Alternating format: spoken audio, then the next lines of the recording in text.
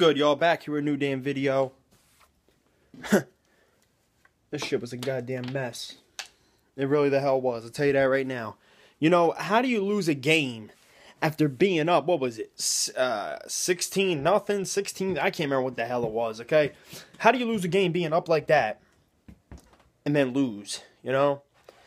And it's funny because I knew we were going to lose this fucking game when we started doing silly shit. Once the offense started, like, the offense came out like gangbusters. You know, Sam Bradford was looking really good. Selleck, the run game, everything was just clicking. It was like, damn, we're going to blow them out. You know what I'm saying? We're gonna trash them if we keep playing like this.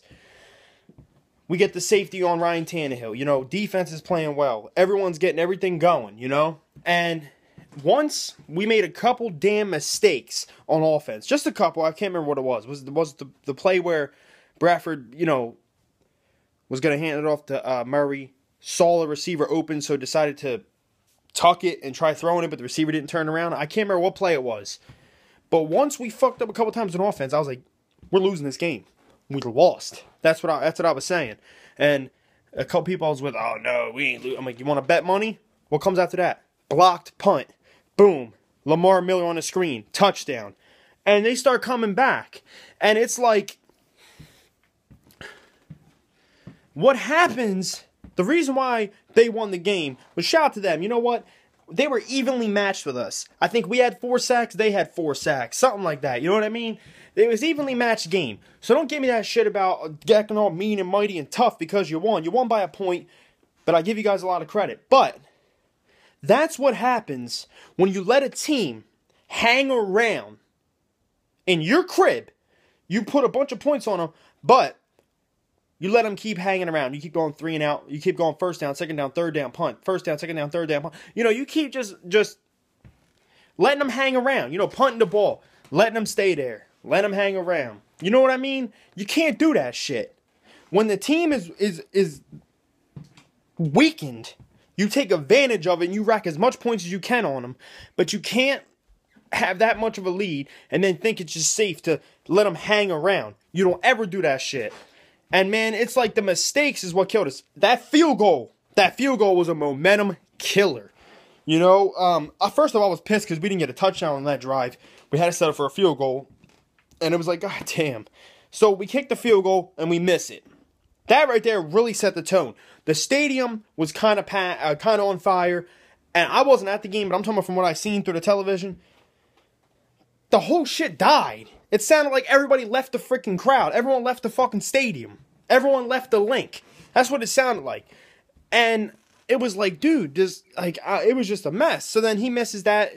I mean, you cannot win a football game when you got blocked punts, you're missing field goals, and then your starting quarterback goes down. Now, look, people are sitting back, they're bashing Sam Bradford, calling him a pussy. They're calling him soft. They're calling this, calling that. Well, the x-rays came back. He has no injuries. All he has is a damn concussion, and the same thing goes for Ryan Matthews. But what I want to say is this. The O-line was the trashiest thing on the field today. Wait, I'll get to the other person in a minute. Miles Austin. I'll get to your sorry ass in a minute, too. But the O-line was the worst.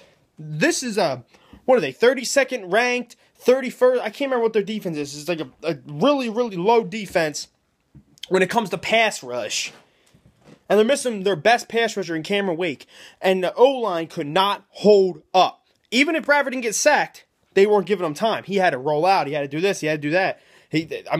They were just getting after him. And you seen it. And I knew in my head, I was like, dude, he keeps getting popped like this. Sanchez is going to come in.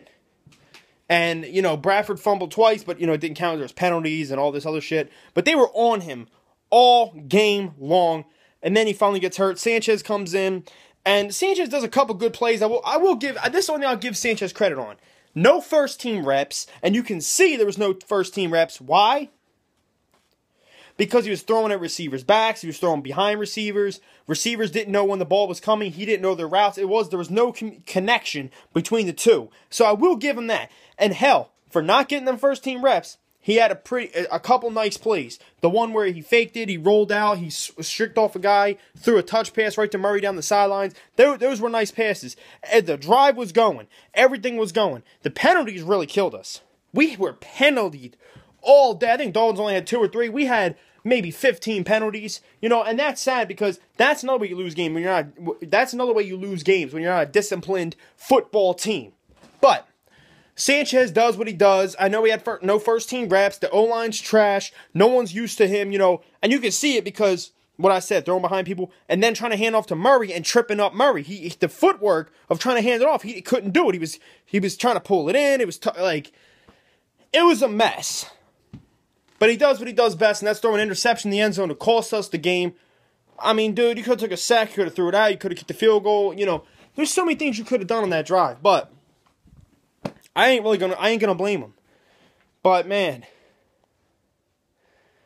and as somebody said, if Bradford played the full game, we would have won. I don't know. I mean, he did look really good in the first half. I mean, dude, he was accurate on his throws. I think he had 2 or 3 incompletions that were stupid incompletions, but the rest, he was accurate. Second quarter, he looked really well. Then he got hurt. Sanchez comes in, and he has a couple nice plays, and then he does what he does best. And then we go to 4th and 10, and somebody's texting me, bro, how do you throw behind the line of 4th and 10? Because I saw Ertz open, but you got a pass rusher right in your face. In your head, you're like, I cannot take a sack because if I take a sack and don't even attempt a throw, I look like an asshole. So what am I doing? I'm throwing it right there to the guy I can see before I get hit. Threw it to Jordan Matthews. Jordan Matthews tried his best to tug and get all that shit going.